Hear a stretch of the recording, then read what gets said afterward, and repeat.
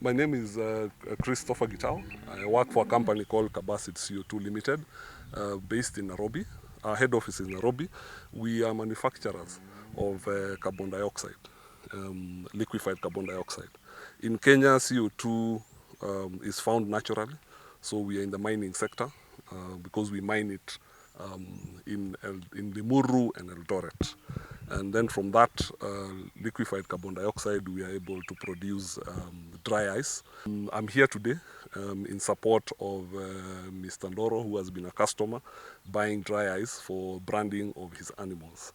We are interested in developing uses of dry ice, and we have been involved recently in an exercise where dry ice is now used in the artificial insemination sector in the last mile, where the inseminators, instead of using nitrogen, where nitrogen is difficult to find, they now have an alternative to use dry ice. We are excited about this exercise with dry ice on branding because, again, you can see it's an alternative to a more traditional way of branding animals.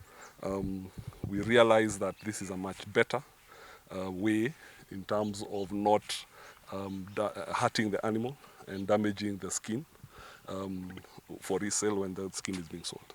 My name is Fred Ndoro. Today I want to brand some animals using a method called freeze branding, whereby one uses dry ice or liquefied carbon dioxide.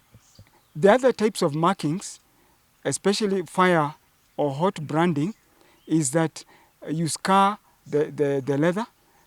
The scars also heal and become defaced.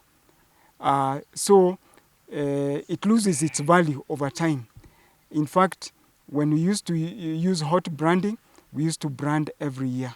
The beauty with this is once you do it, it's done for good.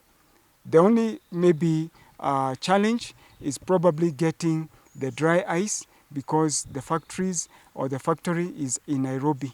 But if you can get some way of getting it over and getting the proper ions, or because they are made of brass, and getting the ice chest box in place, you can be sure that your animals will have their marks for the rest of their lives.